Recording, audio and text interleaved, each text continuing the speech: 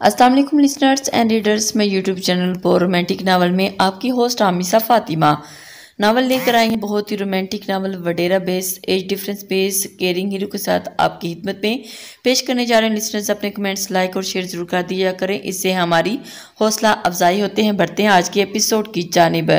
यार अब ऐसे देखोगी तो सजा नहीं दे पाऊंगा, दरियाब उसकी जानिब देख कर बोला था। और पलवशे तो और क्या चाहिए था, रूह मोड़ कर बैठ गई थी। यकटिक उसे देखने लगी थी तो मगर उससे ज्यादा ढीठ निकला बाजू तक किया फटिकाए नीम दराज होकर उसकी जानी बिना देखे उसके चेहरे पर लाली छा गई थी। हा हा हा, सो क्यूट। दरियाब हंस दिया तो वो खुद में सिमट कर रह गई थी। उसने शुक्र का सांस भरकर उसके गाल खोले से तपतपाए। अफ्तनान उठो, बिस्तर पर जाकर लेटो। यार विषय क्या मुसीबत है, दफा हो, सोने दो मुझे। उसे लगा पलवशे हमेशा की तरह उसे नींद में जलील कर रही है। और अलमीर बौखला गया। उफ, जंगली उसे देखकर बड़बड़ाया, फिर उठकर कदरे फासले पर खड़ा हुआ और अब की बार उसके गाल थपथपाए। उठे अफ्तनान, वरना मुझसे बुरा कोई नहीं होगा। और अलमीर की सख्त आवाज पर वो जिंजिलाई। कसम के ले लो मैं नगर्स तो नहीं खाए। वो नींद में ही बड़बड़ाती उठी थी, फिर खुद पर झुकी और अलमीर को धक्का देकर एक जानिब किया और नींद में झूमती बिस्तर तक आई थी। शुक्र है कुछ तो खा लिया इसने। धप जोर से आवाज अपने ख्यालों से चौंका और जल्दी से रुख मोड़े बिस्तर की जानिब देखा, जहां वो अपने तरीके से दराज हो चुकी थी। दराज भी क्या फैल ही गई थी। ओ अलमीर ने बमुश्किल हंसी पर काबू पाया। अगर मैं होश में होती तो अलमीर को सामने देख लेती तो वो फिर मुझे हेज लग रही थी। और अलमीर ने सर झटका और संजीदा सा बंदा था। वह मुश्किल हंस पाता मगर ये लड़की उसे हंसाए दे रही थी। वो बिस्तर के करीब आया, खामोशी से एक नीचे टांग लटकती उठाकर ऊपर रखी और दूसरी जानिब उसे समेट कर लहाफ उड़ाए रोशनी गुल करता अपने कमरे की जानिब चल दिया था। वो कब से असपंद का इंतजार कर रही थी। घड़ी की सुइयां 12 बजा रही थी। वो गहरे सुर्ख शरारे कुर्ती में महारत किए गए मेकअप से अब हुस्न मजीद निखारे जेवरात से खुद को सजाए पलके बिछाए उसी की मुंतजिर बैठी थी। होंठों पर इत्मीनान बख्श मुस्कुराहट थी। वो आंखों में कई ख्वाब चमक रहे थे। उस पर निगाह की अलूही चमक आई थी। चंद साने मजीद इंतजार से रख गए थे जब उसे कदमों की चाप सुनाई दी और उसी के साथ ही उसने घूंघट ओढ़ लिया। दरवाज़ा बंद होते ही तो भारी कलून की खुशबू पूरे कमरे में फैलने लगी और उसके साथ सिगरेट की रची बसी महक अनीसा की धड़कनें बेतरतीब करने लगी थी। उसे धड़कनों को टिपट दिया और उसकी सोचों ने यकसर बेनियाज असपंद की बिस्तर देखकर तंजिया अंदाज में मुस्कुराई। यहाँ तो वो अफ्तनान को देखना चाहता था मगर यहाँ अफ्तनान की बहनती किस्मत भी इंसान के लिए क्या क्या सोचे होती है। वो सोचता कुछ है और चाहता कुछ है और पाता कुछ है। गहरा सांस भरता वो बिस्तर की जानिब आया। अनीसा के कुछ फासले पर बैठकर फर्श को घूरने लगा। अस्सलाम वालेकुम। चंद साने के बाद अनीसा को उसकी भारी आवाज़ सुनाई दी और उसकी पलकें मजीद झुकती चली गईं। हथेली में पसीना फूटने लगा। असपंद ने हिम्मत की और उसका घूंघट उल्ट दिया। अनीसा यूं ही सर झुकाए बैठी थी। असपंद ने उसकी जानिब देखते हुए गहरा सांस खारिज किया। बेशक उसे खूबसूरत औरत की हमराही से नवाजा गया था। वो बहुत खूबसूरत भी, मगर असपंद तो अपने दिल पहले ही लुटा चुका था। उसने इरादा कर लिया था वो उसे हर बात से आगाह कर देगा। अनीसा, हम आपको अपने काबिल नहीं समझते, आपके काबिल नहीं समझते, वो मजीद बोलने लगा जब अनीसा ने उसे टोक दिया। हमें तो आप नसीब से मिले हैं, किसी अजर की तरह, किसी नेमत की तरह। वो जज़ब से बोली, नज़रें झुका रखी थी और वो बस ऐसे ही उसे देख रहा था कि अनीसा की मोहब्बत थी। उसकी दुआ में इतना असर था कि वो उसकी अफ्तनान से मोहब्बत का क्या। अनीसा, हमने अफ्तनान से बहुत मोहब्बत की है। हमने कभी ऐसी ज़िंदगी का तसव्वुर नहीं किया था। हमने बहुत चाहा है उन्हें। अनीसा हक तक रह गई थी, आंखों में आंसू जमा हो रहे थे। वो बेदर्दी से उसका दिल तोड़ा था और उसकी मोहब्बत ही तो अनीसा की मोहब्बत कुछ नहीं, उससे ज़्यादा तकलीफ दे और क्या हो सकती है बात कि वो उसके जाने के बाद भी उसकी मोहब्बत में इसी शिद्दत से डूबा हुआ था। हम अभी रास्ते में हैं अनीसा, हम भटके हुए राही हैं जिनकी मंजिल गुम हो चुकी है। सफ़र नातमाम है और मंजिल की खबर नहीं।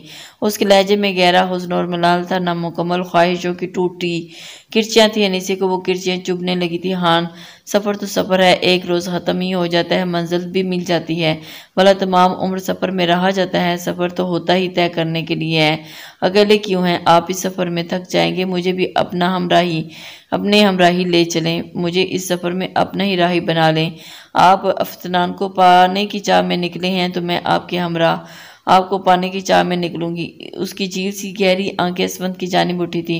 असफंद उसके लहजे की सच्चाई और हुलूस पर महसूस कर रहा था और उस लम्हे उसे शिद्दत से एहसास हुआ कि उस लड़की के साथ नाइंसाफ़ी नहीं कर पाएगा चल लेंगी मेरे साथ। धीरे से उसका नाजुक हाथ थामा। वो इतने पुरमिलाल अंदाज में उससे बात कर रहा था।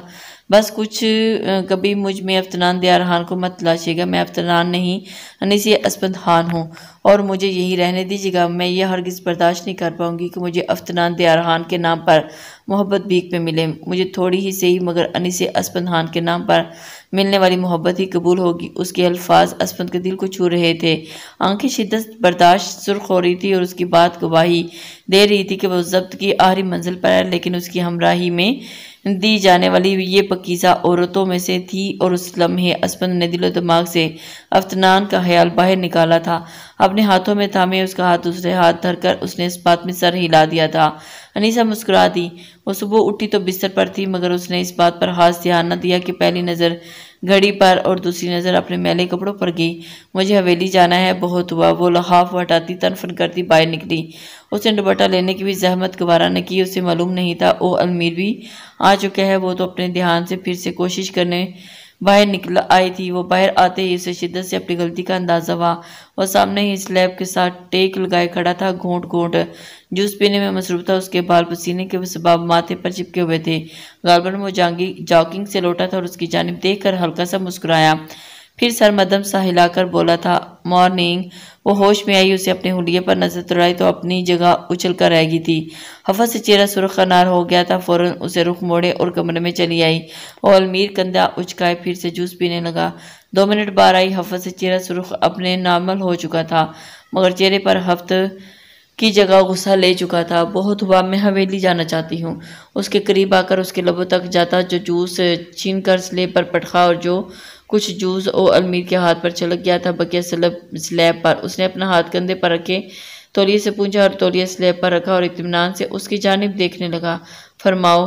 अबरू उचका कर उसे देखा। वो एक लम्हे को सटपटाई और फिर गर्दन रगड़ाई। मुझे हवेली जाना है, अभी और इसी वक्त, गोया हुक्म दिया हो।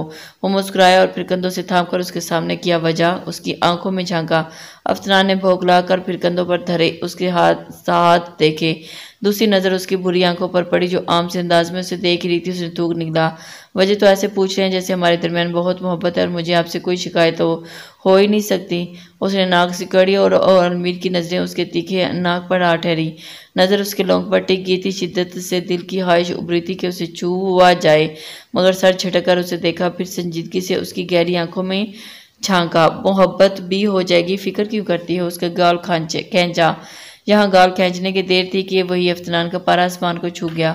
सफ नफरत है इस हरकत से मुझे, खबरदार जो आइंदा गाल खींचे।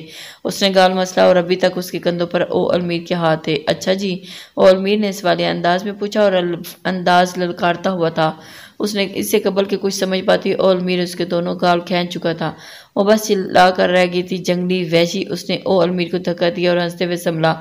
मुझे हवेली जाना है, बस अभी और इसी वक्त। वो चिल्लाई। ओ अलमीर संजीदा हुआ। जब एक दफ़ा मना कर दिया है तो क्या मसला है? बार बार बात करके मुझे गुस्सा दिला रही हो। मैं आज तुम्हें हवेली ले जाने वाला था, मगर अब तुम खुद प्लान दो हफ्ते तक मनसूख कर दिया है। जितनी बार हवेली जाने का कहोगी वहाँ जाने का फैसला मजीद लटकाता जाऊँगा। सभी समझी 2 हफ्ते। इसने सुन से अंदाज में दोहराया। अब 3 हफ्ते। वो इसी सुकून में बोला। अफ्तनान उसकी आंखें फटी की फटी रह गई थी। नहीं बस ठीक है। उसने हाथ उठाकर उसे रोका। वो हंस दिया। मेरे पास कपड़े नहीं है, हम हवेली जाते हैं, कपड़े लेकर आ जाएंगी। कैसा? अफ्तनान ने अपनी जानिब से होशियार बनते हुए चार हाल पेश किया। ओ अलमीर ने आबरू उचकाए और देखा। वो दांत पीस कर रह गई थी। कपड़े मैं तुम्हें ला दूंगा, तब तक तुम मेरी कोई शर्ट और ट्राउज़र पहन लो। और अलमीर ने कंधे उचकाकर मौसर हल से तलाशा। अफ्तनान को भी ये बात मौजूद होगी कोई भी? उसने खुशी से पूछा। अच्छा, कल ही उसका दिल ओ अलमीर के सफ़ेद ट्राउज़र और शर्ट पर आया था। हाँ, कोई भी। वो मुस्कुराया। अफ्तनान ने मुस्कुराकर उसे देखा और फिर उसके कमरे की जानिब बढ़ गई। अरे रुको, तुम्हें नहीं पता चलेगा, मैं आता हूँ। उसके पीछे जब उसकी आवाज़ें, मुझे मालूम है, मैंने देखा था। वो उसकी आखिरी बात पर कदरे चौंका फिर अंदर चलाया। वो अलमारी के सर दिए खड़ी थी और वहीं चौखट से टेक लगाए बाजू सीने पर लपेटे थे। वो ट्राउज़र शर्ट लेने के लिए जब बाहर जाने वाली थी तभी उसके बाजू थामा। उसे रोका। वो रुकी और उसकी जानिब झुका और बाजू छोड़े मेरा। एक तो बात बात पर बाजू पकड़ लेते हैं, कभी कंधे ऊपर से। इतना भी एहसास नहीं होता कि गरीब सा हाथी मजबूत और सख्त है। अगला बंदा चाहे इस गरीब से ताब न लाते हुए दम ही तोड़ जाए, बस इतनी सी बात पर दम निकल जाए। ओ अलमीर ने उसका गाल खींचा। अगर मैं कुछ कह नहीं रही तो ये मेरी शराफत है, वरना इसकी बात काट कर ओ अलमीर ने उसके अंदाज में गोया हुआ, जानते नहीं आप मुझे? अफ्तनान, ओ अलमीर खान हूँ मैं। अफ्तनान ने उसे गुरा, जी नहीं अफ्तनान, दयार खान हूँ मैं। वो तब कर कहती उसके बराबर होकर अपने कमरे की जानिब बढ़ी थी। तुम मानो या ना मानो, ये तो अब अटल हकीकत है, अटल हकीकत है। वो कमरे का दरवाज़ा बंद करती, उसकी नकल उतारती, बड़बड़ाई। जिस वक्त उसकी आंख खुली तो सुबह के 5 बज रहे थे। वो फौरन उठी, बैठी और नजरें साथ लेटे असपंद पर गई, जिसके बाल माथे पर बिखरे हुए थे। वो पुरसुकून अंदाज में सो रहा था। उसने अपना हाथ उसके हाथ से निकाला और धीरे से उसके करीब झुककर उसके बालों में हाथ पैरा। अस्पी उठ जाए, नमाज का वक्त निकल रहा है। असपंद ने मंदी मंदी आंखें खोली। और जागना ज़रूरी है क्या? वह सोई जागी कैफियत में बोला। जी बिल्कुल, मैं फ़्रेश होकर नमाज कर लूँ और तब तक थोड़ी बहुत नींद पूरी कर लें, मगर इसके बाद नमाज पढ़नी है। असपंद ने साड़ी लाया तब वो सुलहाने की जानिब चली गई। 15 मिनट के बाद निकली तो बालों को तौलिए में लपेट कर बिस्तर के पास चली आई। अस्पी उठ जाए अब। असपंद गहरा सांस भरता हुआ भी रंगड़ाई ली और बिस्तर से उतर कर गुसलखाने की जानिब चल दी। आ मेरा सूट निकाल दें। कोई गुसलखाने जाने से कबल मुड़कर उसे पुकारा और हुक्म सादिर किया। उसने इस बात सर में हिलाया और मालिक की जानिब आई। एक सादा शलवार कमीज निकाल कर उसे थमाया और वापस ड्रेसिंग की जानिब चल आई। वहाँ वो बाल सुखाकर दुपट्टा और सर ओढ़ाए उनकी मुंतजिर बैठी थी। चंद लम्हों के बाद वो से साथ वाले कमरे का दरवाज़ा खुला जो कि बंद था। वो कोफ से लाउंज में चक्कर काटने लगी, तभी लाख खोलने की आवाज़ आई। उसने शुक्र का सांस भरा और जल्दी से आगे बढ़कर दरवाज़ा खुला और ड्रेसिंग के पास खड़ी थी। वो दरवाजे में ही रुक गया था और सांस रोके उसी की जानिब देखने लगा था। जब उसकी नज़र उस पर पड़ी थी तो उसे तकते ही रह गई थी। जिसकी पूंछ उसकी जानिब थी और भूरी जुल्फें नम थी और उसकी कमर ढांपे हुई थी। सफ़ेद शर्ट के आधे बाजू उसके लिए पूरे बाजू थे। शर्ट घुटनों से थोड़ी ऊपर थी, जबकि ट्राउज़र इतना खुला था कि उसे बार बार ऊपर की जानिब मोड़े कर छोटा करने की कोशिश की रही थी। तभी वो कंघा थामे उसकी जानिब मुड़ी।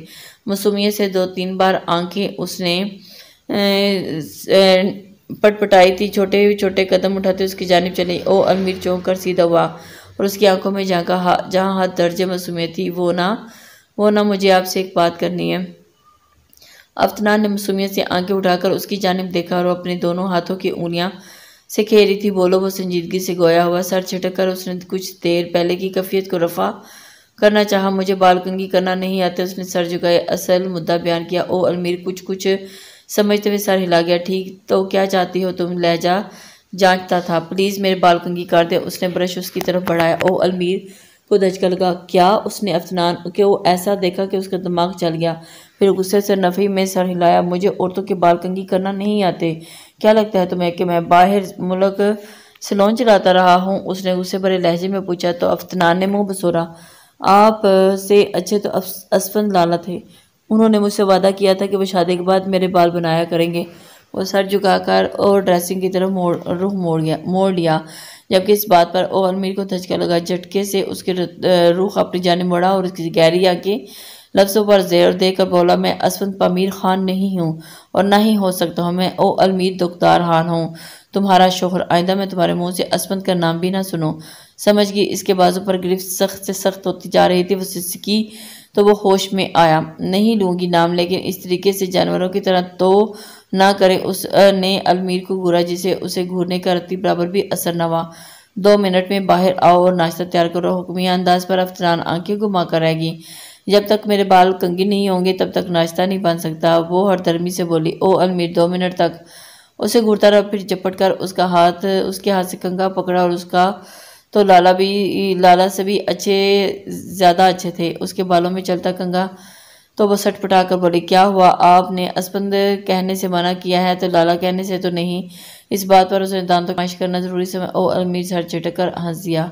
कर दिए कंघी। 15 मिनट तक वो इन जुल्फों के साथ उलझता रहा और वो सुलझ रही थी और अलमीर उलझ रहा था। बिलाखिर वो खुद को इस कैफे से निकाले, उसका कंगार ड्रेसिंग पर रखा। अरे ऐसे कैसे हो गया? चुटिया तो कर दें। अफ्तनान ने कमर पर दोनों हाथ डाले, उसी की तरफ दांत पीस पर बोला, अब ये चुटिया कैसे करते हैं? वो बेबसी से बोले, यूट्यूब पर देख लेना। अफ्तनान ने आंखें पटपटाते हुए उसे मशवरा दिया। ये क्या तुमने मुझे जलील करने का पहला ही मंसूबा बना रखा?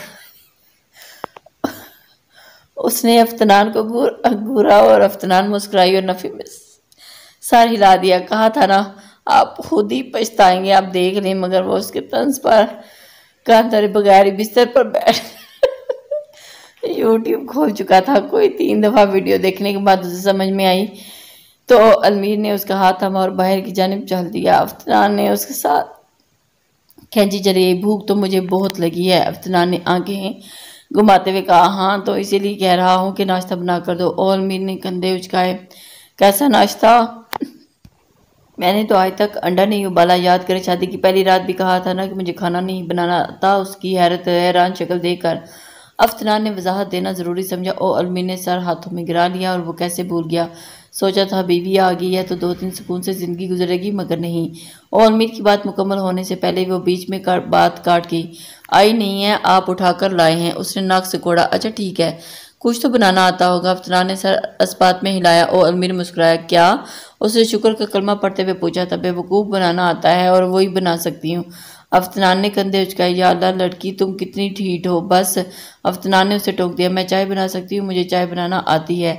मैं बिल्कुल भी फोहड़ नहीं हूँ। हाँ बस, अभी काम सीखा नहीं है सो कुछ आता नहीं है। सीखूंगी तो सब आ जाएगा। गुस्से से उसकी नन्ही सी नाक फूल गई थी। ओ अलमीर मलहूज अंदाज में मुस्कुरा दिया। मैं नहीं मानता, जब तक तुम बनाकर नहीं दिखाओगी मैं मान ही नहीं सकता। और अलमीर ने उसे छेड़ा। वो खुल्लम खुल्ला चैलेंज दे रहा था। अफ्तनान ने ठान ली कि वो आज से बेहतरीन चाय बनाकर देगी। लगी शर्त। अफ्तनान ने उसकी आंखों में झांका, गोया ललकारा। और अलमीर ने झट से सर हिला दिया। मैं कुछ खाना को बना लेता हूँ, तुम चाय बनाओ। उसने मुसलसल हुक्म दिया। वो दोनों एक साथ किचन की जानिब चले आए। नाश्ता तैयार करते वो भी अलमीर के साथ मुसलसल उसे किसी न किसी बात पर छेड़ रहा था और वो भी उसकी बला। हर आधे घंटे की हासी मुशक्कत के बाद ओ अलमीर सैंडविच और अफसरान चाय तैयार कर चुकी थी और अलमीर में मेज़ पर लगाया। अफसरान ने पानी का गिलास भरकर वहां रखा और पहले वो बैठी और उसके बाद ओ अलमीर साथ वाली कुर्सी पर आ बैठा। नाश्ता कर चुके थे। अब ओ अलमीर उससे हल्की फुल्की बातें कर रहा था। इन गुजरे 4 दिनों में वो खुद से हादसा मनूस कर चुका था और ये दोनों के लिए ज़रूरी था। वो चाहता था कि बाहसीयत शोहर उससे अफ्तनान को कोई शिकायत ना हो। और उससे उम्र में 17 साल बड़ा था और उससे उम्र से गुजर चुका था, तभी जानता था कि अफ्तनान के ज़हन में क्या खिचड़ी पकती है। वो मासूम थी, हद दर्जा मासूम, और वो अलमीर को उसकी मासूमियत भा रही थी। वो बच्ची थी और आमतौर पर इस उम्र में लड़कियां मेच्योर भी नहीं होती, वही हालत उसकी थी। वो रत्ती बराबर मेच्योर ना थी और बच्चों वाला जहन भी, वही बच्चों वाली मनसूबाबंदी और वही हरकतें। वो जल्दी खुल मिल जाती थी, तभी उसकी साथ आम से अंदाज में बैठी हुई थी, वरना इसकी हम उम्र लड़की इन हालात में गुजरती तो चीख चीख कर उसे खुद को पागल कर चुकी थी। वो हालात से चौंका और उसे देखा जो उसे अपने कॉलेज के मुतालिक बता रही थी। ओ अलमीर ये जानकर खुशी कि वो पढ़ाई में बहुत ही दिलचस्पी रखती है। 1 हफ्ता गुजर चुका था। ओ अलमीर उस रोज़ का गया वह वापस न पलटा, मगर जाने से कबल लाउंज के मेज़ पर एक बैग और चंद छापर रख दिए। छापरों में उसकी ज़रूरत का सारा सामान मिल गया था, कुछ जोड़े और कुछ जूते, मगर कुछ ज़रूरत का सामान था। उसने नाक मुँह किसी उड़ाई। ये जानकर अफ्तनान की खुशी की इंतहा न रही जब बैग से उसकी किताबें मिली और उसे और क्या चाहिए था। मारे खुशी के वजूम उठी और 1 माह के बाद उसके सालाना इम्तहान थे। उसे हर सूरत अपनी तैयारी मुकम्मल करनी थी। इन चंद दिनों में वो कुछ तो फ्राई करके खा लेती थी या फ्रूट खा लेती, अक्सर दिल ना करता तो ब्रेड खा लेती। उसे ये कबूल करना पड़ा। यहाँ इंतहा का सुकून था। यही वजह थी कि वो हवेली में जो काम 2 दिन में याद कर पाती थी, यहाँ तन्हाई में सिर्फ 5 घंटे में कर लेती। उसने टारगेट बना लिया। उसे हवेली जाने से कबल एक मरतबा हर किताब को याद करना था और इस 1 हफ्ते में 2 किताबें पढ़ चुकी थी। सारा दिन सिवाय पढ़ने के और क्या काम होता। आज भी वो लाउंज में बैठी पढ़ने में मसरूफ थी। टांगे सामने मेज़ पर कुर्सी की कैंची की सूरत में मोड़ कर रखी हुई थी और कलम होंठों में दबाए और केमिस्ट्री में सर खपा रही थी जब उसे बाहर से गाड़ी रुकने की आवाज़ आई। उसने घड़ी की जानिब देखा। शाम के 4 बज रहे थे। दूसरी नज़र अपने हुलिये पर डाली। काली शलवार कमीज, उसके बाल उलझे हुए थे। नहाकर जब इतनी कोशिश करने के बाद उससे बाल न सुलझे तो उसने खुले छोड़ दिए। दुपट्टा साथ वाले सोफे पर पड़ा था। उसे जल्दी से उठाकर हूद पर ओढ़ा और नजरें इर्द गिर्द दौड़ाई। ओप उसने सर हाथों में गिरा लिया। घर मालूम हो रहा है, आज ही ना आना था इन्हें। वो बड़बड़ाई अस्सलाम वालेकुम, फिर नज़र घुमा कर घर पर डाली तो हमारे हैरत के मुंह खुले का खुला रह गया। संजीदगी से मुड़कर उसे देखा जिसने दांत निकालते कंधा उचकाए उस पर तजाद किताबों का उठाकर उसके सामने लहरा दी। उसने गहरा सांस भरकर जब्त करना चाहा, मगर पकड़े सौदा सल्फ पेशा पर स्लैब पर रखे हुए फिर सोफे पर उसके सामने आ बैठा। अफ्तनान ने उसे देखा। बुरी शलवार कमीज में सफ़र के सबब वो कुछ थका हुआ मालूम हो लग रहा था। बाल माथे पर बिखरे हुए थे। वो आराम से उसकी जानिब देखती हुई चिप्स का पैकेट खोले उसने इंसाफ कर रही थी। कैसे आना हुआ आपका? चिप्स का एक टुकड़ा मुंह में डाला, फिर दूसरा टुकड़ा हाथ में कुछ फासले पर ले जाकर उसे सवाल किया। वो उसे देखकर रह गया। क्या शान बेनियाजी थी? जैसे इस घर की मालिक वो नहीं ये थी। उलझे बालों और काले सूट में इस लम्हे दिल और मीर को बदरू मालूम हो रही थी। देख क्या रहे हैं? मैंने पूछा। ऐसे कैसे आना हुआ? वही शान बेनियाजी। ओ अलमीर आगे होकर बैठा। दिमाग खराब हो गया था इसलिए आ गया। खैर तुम बैठो, पढ़ो और खाओ, मैं अंदर जा रहा हूँ। वो तनफन करता अंदर चल दिया। सड़ू। उसने नाक सिकोड़ी और फिर आराम से बैठ गई। कुछ देर आराम करने के बाद वो 6 बजे तक कमरे से बाहर निकला। अब वो कुछ ताजगी महसूस कर रहा था। सीधा किचन की जानिब आया, फ्रिज से पानी की बोतल निकाली और गिलास में पानी डाला। घोंट घोंट पानी पीने लगा। नजरें लाउंज में दौड़ाई जो खाली पड़ा था। ये क्या गायब है? उसने जो चौंकते हुए इधर उधर देखा तो फिर उसके कमरे की जानिब चला आया। दरवाज़ा खोले अंदर दाखिल हुआ। वो ड्रेसिंग के पास खड़ी अपने बालों में नंबर आजमा हो रही थी। आहट पर मुड़कर देखा। ओ अलमीर मुस्कुरा दी और फिर कदम कदम चलता उसकी जानिब आया। अफनान ने बिना किसी चूचरा से कंगा उसे थमा दिया और आईने में वो दोनों एक दूसरे के पास खड़े नजर आ रहे थे। अफनान ने नजरें झुका ली। न जाने क्यों वो ओ अलमीर की नजरों में किताब न ला पाई। ओ अलमीर जहरीला मुस्कुराया, फिर धीरे से उसके बाल सुलझाने लगा। पढ़ाई कैसी जा रही है तुम्हारी? बालों पर ही नजर जमाए सवाल लगा। अफनान ने नजरें उठाकर आईने में देखा। वो संजीदगी से सर झुकाए उसके बाल सुलझा रहा था। अच्छी जा रही है, वो आम से लहजे में बोली। ओ अलमीर हंगार बढ़ता हुआ चंद लम्हे यूं ही गुजर गए थे। खामोशी से गहरी खामोशी में सनसनी है इस खामोशी। वो घबरा की नजरें उठाकर आईने में देखा तो नामहसूस अंदाज में कपकपाई। कंगे पर ओ अलमीर की गिरफ्त हल्की थी। अब वो सुकून और आहिस्तगी से उसके बालों में कंगा चला रहा था, मगर खामोश नजरें उसी पर जमी थी। और उसके अचानक देखने पर ओ अलमीर नजरें हटा गया था, फिर बौखलाकर पीछे हटा। अफनान जानती थी ने कुछ हल्का फुल्का कम से कम उठकर खाना को ही बना लो। कपड़े तब्दील करने जाने से पहले वो उसे हुक्म सादर कर गया था। उसने दांत खिचकाया, फिर हिम्मत की उठी और भूख तो उसे भी जोरों की लगी थी। ओ अलमीर कुछ बना कर देगा, उम्मीद भी ना थी। वो खाना खाने के बाद अब अपने कमरे में जा चुकी थी। ओ अलमीर ने बर्तन समेटे काफ़ी तैयार करने लगा और फिर उस वक़्त काफ़ी लाजमन पीता था, और एक अपना और एक उसका। कब तैयार किया वो उसके कमरे की जानिब चला आया। दरवाज़ा खोलकर अंदर झांका तो वह बिस्तर पर औंधे मुँह टांगे झुलाती हुई किताब झूले बैठी। अलमीर ने दरवाज़ा बजाया तो वो चौंक कर सीधी हुई। हफ्फा से चेहरा सुरख हो गया था। कोई काम था।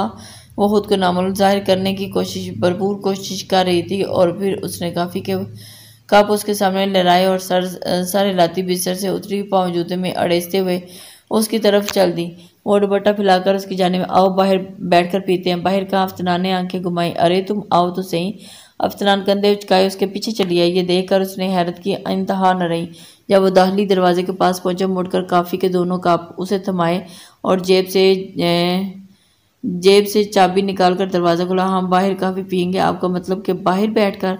उसे पूरी आंखें खोलकर हैरानी से पूछा। ओ अलमीर जानता था कि वो हैरान होगी, तभी हल्का सा मुस्कुराया और सारे हिलाया। वो चहक उठी।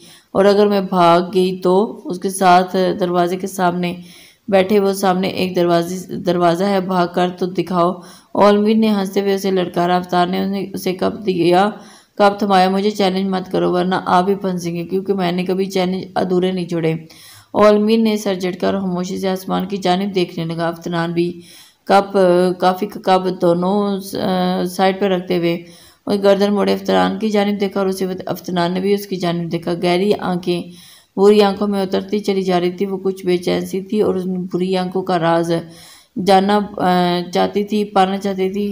बुरी आंखें भी जैसी इन गहरी आंखों का मुताला करने में मसरूफ थी। वो ज़्यादा देर तक उसकी जानिब देख न सकी थी। उसकी नज़रों की ताब न लाते हुए वो नज़रें झुका गई। दिल पहली बार अजीब और नई लय पर धड़का और उसने दिल को डिपट कर खामोश करा दिया। और अलमीर की नज़रें खुद पर महसूस करती वो झटक कर अपने अजली अंदाज में वापस लौट आई। किसी को ऐसे नहीं देखते क्यों? वो संजीदगी से बोला, जिस कैफियत में वो दो चार था। उससे खुद को बाहर निकाला और अब इश्तियाक से दोबारा आसमान की तरफ देखने लगा, जबकि समात उसकी जाने मतवज्जो था, क्योंकि ऐसे देखने से मोहब्बत हो जाती है। और शरारती अंदाज में बोली। ओ अलमीर ने संजीदगी से उसकी जानिब देखा था। वही जा रहा था। वो गहरे तासुर ले गए उसकी जानिब देख रहा था। काफ़ी का घोंट भर कर उसे दोबारा देखा। मोहब्बत करना चाह रहा हूँ। उसने फिक्र मुकम्मल किया तो उसके चेहरे पर शर्मगी मुस्कुराहट धर आई। चाहने से थोड़ी ना होती है मोहब्बत। मोहब्बत तो एहसास है जिसे महसूस किया जाता है। ना महसूस अंदाज में उस शख्स को ज़िंदगी बना लिया जाता है, उसकी ज़ात को महवर बनाए उसके गिर्द घूमा जाता है। अंदाज उसी शख्स को ज़िंदगी बना लिया जाता है। और अलमीर खामोशी से उसकी बातें सुन रहा था। बहुत तजर्बा है तुम्हें, उसने माहौल की संगीनी रफा करना चाहिए। वो हंसी तो उसने गर्दन मोड़े, उसे देखा। नहीं नहीं, ये तो शानजी ने मुझे बताया था। बात मुकम्मल किए वो काफ़ी की गोंद भरने लगी थी, मगर उसने महसूस किया कि शानजी के जिक्र पर एकदम ही ओ अलमीर के मुस्कुराते हुए लब सिकड़ गए और वो संजीदगी से आसमान की जानिब देखने लगी। चंद साने के बाद ओ अलमीर की संजीदा आवाज़ सुनाई दी, जानती हो असल बेबसी क्या है? उसने नफ़ी में सर हिला दिया और उसकी जानिब देखने लगा। चंद लम्हे आसमान को हरी वीरान नज़रों से देखता रहा और फिर गर्दन मोड़े उसे देख रहा था। बात मुकम्मल किए वो काफ़ी गोंद भरने लगी और उसने महसूस किया कि शानजी के जिक्र पर एक ही दम ओ अलमीर मुस्कुराते लब सिकड़ गए थे और संजीदगी से आसमान की तरफ देखने लगा। चंद साने के बाद ओ अलमीर संजीदा आवाज़ सुनाई दी, जानती हो आपकी माँ थी वो, है ना? अफनान जैसे उसे आगाह कर रही थी और उसकी जानिब अपनी सुरख आंखों से देखते वो होंठ दांतों तले दबाए जब्त की आखिरी मंजिल पर था। वो माँ ही थी आपकी। उसके जब्त के तमाम बंद टूट गए और अपने आप को उसके दरमियान का फासला मिटाता उसे गले लगाए वजारों की तरह रोते हुए अपनी हर महरूमी, हर कमी, अपने हर आंसू निकाल रहा था। वो आंसू पिछले 24 बरस से उसके दिल में जमा थे और वो आंसू जो गुब्बारा बन जाते हैं उन्हें आज तसल्ली से बह थे। वो सुन सी बैठी थी और अलमीर आंसू से अपना कंधा भीगता हुआ महसूस किया। तसल्ली को उसके पास कोई अल्फाज न थे। उसे रोने के लिए एक कंधा फराम किए हुए थी और ये मौका दे रही थी और उसके कंधे पर सर रखकर आंसू बहा दिए।